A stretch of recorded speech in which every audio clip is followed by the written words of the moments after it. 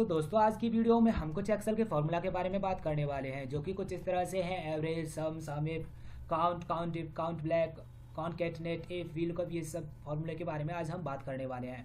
जिसमें कि मैंने सबसे पहला फॉर्मूला एवरेज लिया है जो कि काफ़ी महत्वपूर्ण फॉर्मूला होता है। फॉर एग्जाम्पल मैंने क्या किया, इक्वल लिखा, इक्वल के बाद मैं यहाँ पर एवरेज फार्मूला लिखूंगा। एवरेज लिखने के बाद मैं इसे क्या करता हूँ, वो जो नंबर मेरे सामने होंगे वो जितने भी हों मुझे उन्हें सेलेक्ट करना है एंड ब्रैकेट क्लोज करने के बाद एंटर प्रेस करना है। आप देखोगे इसका एवरेज आ चुका है।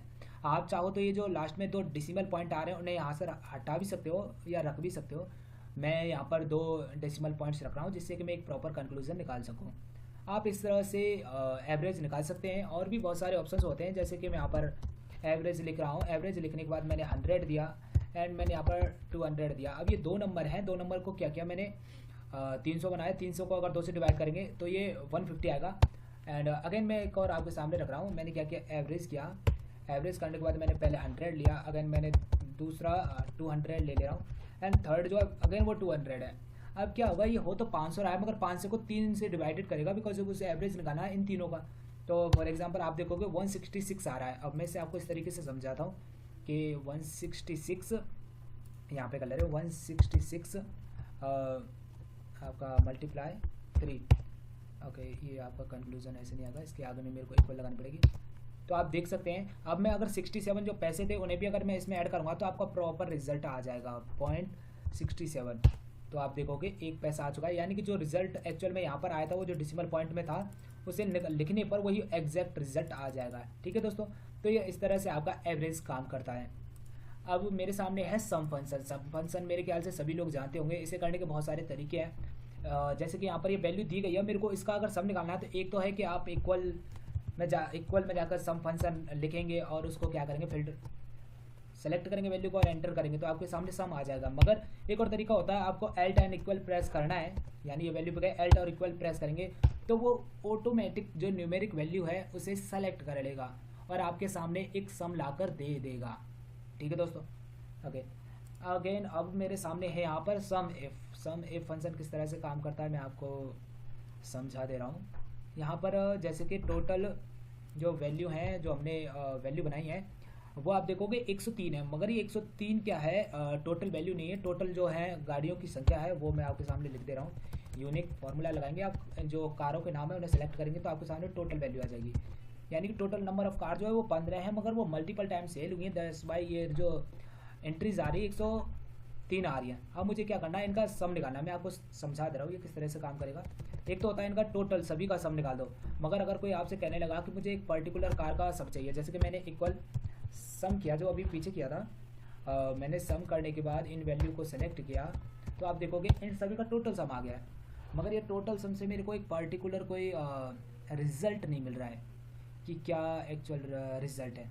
ठीक है, तो मैं इसके लिए आपके सामने एक फॉर्मूला रन करता हूँ। मैं एक काम करता हूँ, यहाँ लड़के यहीं लिख ले रहा हूँ जिससे कि आपके लिए भी चीज़ें आसान हो जाए। ये मेरा डाटा है, मैं टच को वाई प्रेस करूँगा जिससे ये ऑटो विच में आ जाएंगी। अब मैं क्या करता हूँ, ये जो 15 हमारी गाड़ियाँ हैं जो हमारी जितनी सेल हुई, मैं जैसे देखना चाह रहा हूँ मारुति स्विफ्ट कितनी सेल हुई, टाटा पंच कितनी सेल हुई। मैंने यहाँ पर एक नॉर्मल डाटा बनाया हुआ है। तो इसके लिए आपको जो यूज़ करना होता है उस फॉर्मूले का नाम होता है सम इफ। ठीक है, सम इफ में जाने के बाद सबसे पहले आपको सम इफ, मैं काम करता हूँ सम इफ रन करता हूँ। दोस्तों सम इफ और इफ्स करके 2 फॉर्मूले होते हैं, आप देखोगे यहाँ पे सम इफ और इफ्स। ठीक है, इफ्स में यानी कि आप एक ही टाइम पे मल्टीपल कंडीशंस दे सकते हैं सेम।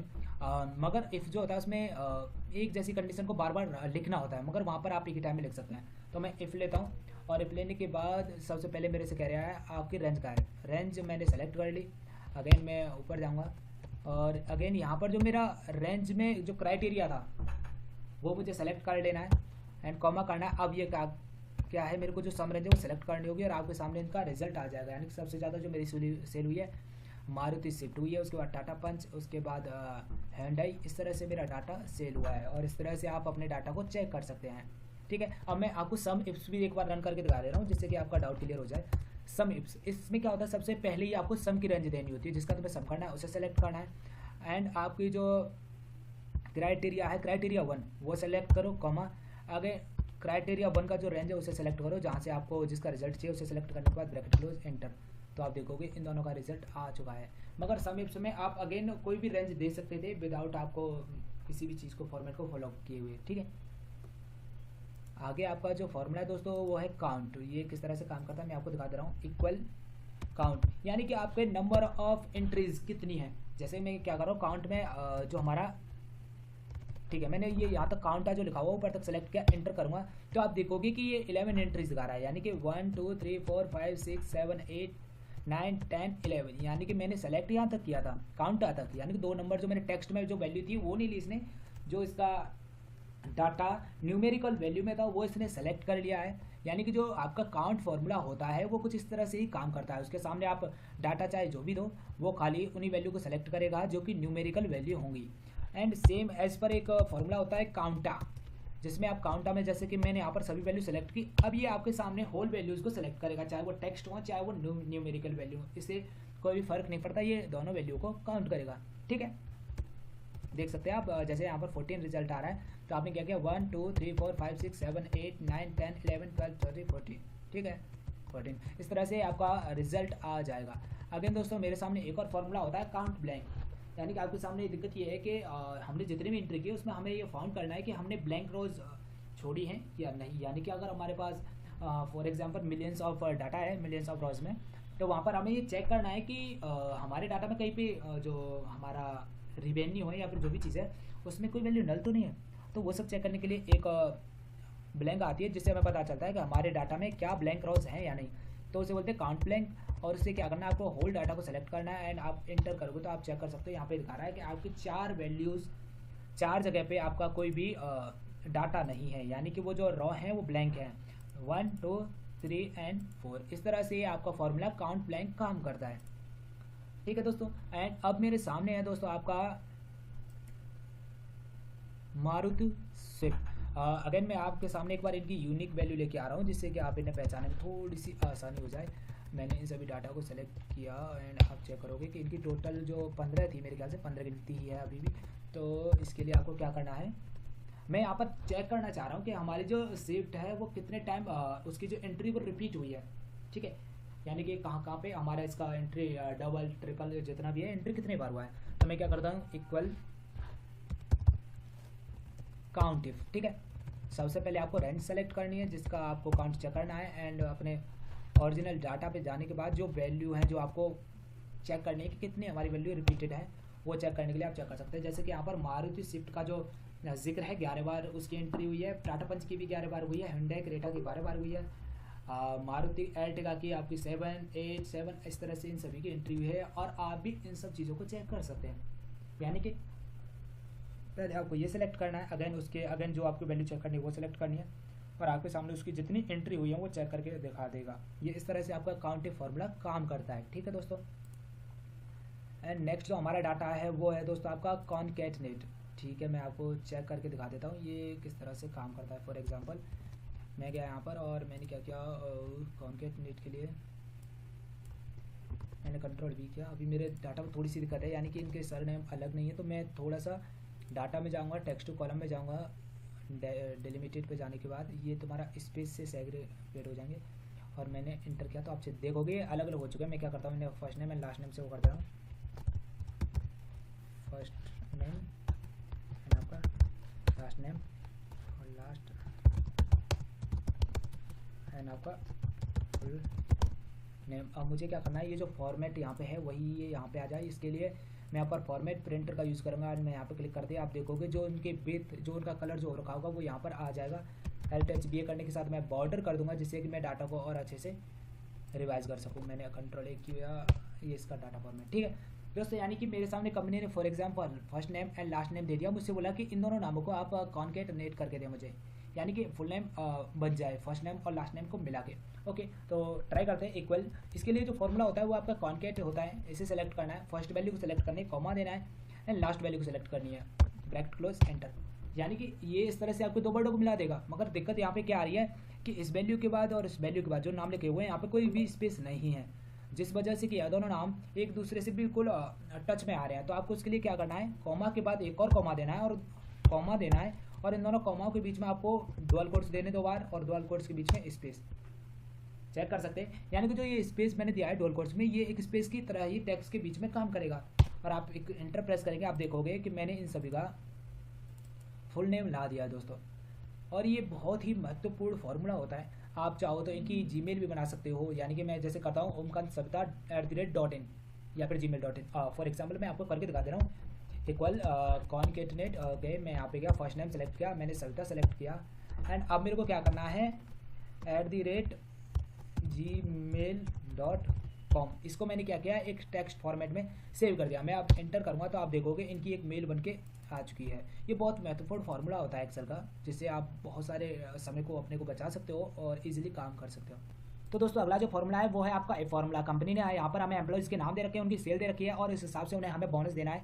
यानी कि 1000 या 1000 से ज़्यादा पे 10%, 2000 पे 20%, 3000 या 3000 से ज़्यादा पे 30% एंड 4 या 4000 से ज़्यादा पे 40% हमें यहाँ पर उन्हें देना है। तो कैसे करना है, शुरू करते हैं। सबसे पहले इसके लिए हमें एक फॉर्मूला रन करना होगा, क्योंकि कंपनी ने हमसे ये कहा है कि आप इसे इफ से कीजिए। चाहो तो आप इफ्स भी यूज़ कर सकते हो, स्विच भी यूज़ कर सकते हो, मगर कंपनी ने हमें इफ फॉर्मूला यूज़ करने के लिए कहा है तो हम उसे इफ से ही करते हैं। तो हमने क्या किया, फॉर्मूला सेलेक्ट किया, ग्रेटर देन इक्वल, सबसे हमारी बड़ी वैल्यू क्या थी, 4000। 4000 से ज़्यादा या कम होने पर आपको कितना देना है, 40%। ये आपने एक वैल्यू कंप्लीट कर दी, यानी कि आपने ये क्राइटेरिया कंप्लीट कर दिया। अगर आपको एक और फॉर्मूला इफ रन करना होगा, यहाँ पे जाना है आपको, ग्रेटर देन इक्वल, यहाँ पर आपको 3000 लिखना है। इसके बाद आपको जाकर यहाँ पर कितना आपका बोनस था, 30% बोनस हो गया, यानी आपने 2 क्राइटेरिया पूरे लिख दिए। अगेन आपको एक फॉर्मूला रन करना है, यहाँ पर जाना है आपको, ग्रेटर देन इक्वल। अब यहाँ पर आपको जो वैल्यू थी वो 2000 थी, 2000 पे कितने परसेंट बोनस था, 20%। आपने ब्रैकेट लिखा। अब आगे ना आपको एक फॉर्मूला एक और बार रन करना है। एक और बार रन करने पे आपको क्या करना है, ग्रेटर देन इक्वल 1000, आपको 10% बोनस देना है। तो डबल कोट्स के साथ 10%। वहाँ पे अगर आपको यहाँ पे एक और कंडीशन रन करती है कि अगर वैल्यू इन सब वैल्यू से अलग है, तो वहाँ पर हमने क्या किया, 0% दे दिया। यानी कि अगर इन वैल्यू से कहीं पर कोई वैल्यू मैच नहीं खाती तो वहाँ पे हमें 0 दिखा देना। ये हमारी कंडीशन हमने दे दी। तो अब मैंने क्या किया, सभी वैल्यू को लिख दिया है और आप देखोगे कि यहाँ पर रिजल्ट आ रहा है। यानी इस बंदे को जो बोनस मिलना था वो 20% था, इसे जो मिलना था वो 30%। इसने 4000 से ज़्यादा की तो 40%, इसने की तो इतनी। अब आप देख सकते हैं कि इनका रिजल्ट इनके सामने आ चुका है कि किसको कितना % बोनस देना है। अब चाहो तो इनकी आप वैल्यू भी यहाँ पर निकाल सकते हो कि किसको कितना बोनस बनेगा, यानी कि चाहो तो आप सेपरेट बोनस भी निकाल सकते हो या फिर इसके साथ में इसका बोनस सम ये डिवाइडेड बाय मल्टीप्लाई बाय ये एंड ब्रैकेट क्लोज एंटर। तो आप देखोगे यहाँ पर इन सभी का बोनस अब एक्यूरेट आ जाएगा, बिकॉज ऑफ इन्होंने जिस हिसाब से काम किया। अब क्या करना है, ये बोनस है। अब मैं चाहता हूँ कि इन दोनों का सम आ जाए, तो एक और फॉर्मूला इंसर्ट कर ले रहा हूँ। मैं क्या करता हूँ, यहाँ पर इक्वल सम कर दे रहा हूँ। पहले इस वैल्यू को सेलेक्ट कर लूँगा एंड पहले फिर इस वैल्यू को सेलेक्ट कर लूँगा। इसको टोटल जो पेइंग अमाउंट हो गया वो इसका 3390 हो गया। और इस तरह से आप देख सकते हैं कि इनको कितना रुपया देना है। ठीक है दोस्तों। एंड नेक्स्ट जो क्राइटेरिया हमें दिया है किसी ने कि अगर 40% से ज़्यादा है तो पास, एंड यहाँ पे लिख दिया अगर 45% से ज़्यादा है तो पास, यानी कि कंडीशन 2 है। तो हमें यहाँ पर क्या फॉर्मूला रन करना होगा, इफ़ एंड, ठीक है, इक्वल इफ़, और जो अगला फंक्शन होगा वो होगा एंड। हम यहाँ पे लिख रहे हैं ये ग्रेटर देन 40 एंड ये ग्रेटर देन 45 ब्रैकेट क्लोज।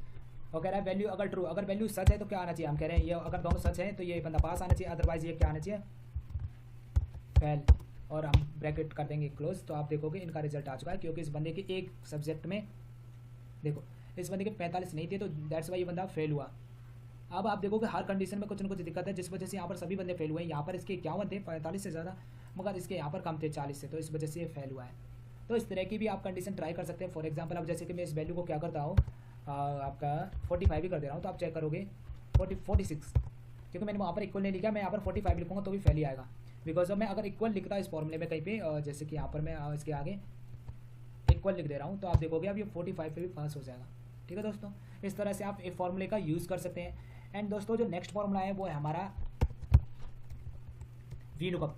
यानी कि आप यहाँ से कंपनी ने क्या किया, हमसे बोला कि हमारा डाटा है, आपको एम्प्लॉय नाम यहाँ पे हम डालेंगे, हमें company name, email ID and उसका रेवेन्यू आना चाहिए, और ये आपको वी लुकअप के आधार पे करना है। तो बड़ा इजी होता है। हमें क्या करना है, सबसे पहले वी लुकअप लिखना है। वी लुकअप में अपनी जो लुकअप वैल्यू उसे सेलेक्ट करना है। वैल्यू के लिए हमें टेबल का जो एरे है पूरा वो सेलेक्ट करना है, कॉमा, यानी जो कंपनी है वो कितने नंबर कॉलम में है, तो कंपनी 2 में है, ब्रेक कॉमा 0 एग्जैक्ट मैच के लिए ब्रैकेट क्लोज एंटर। तो आप देखोगे ये जो राकेश तिवारी है वो गूगल कंपनी में काम करते हैं। ठीक है।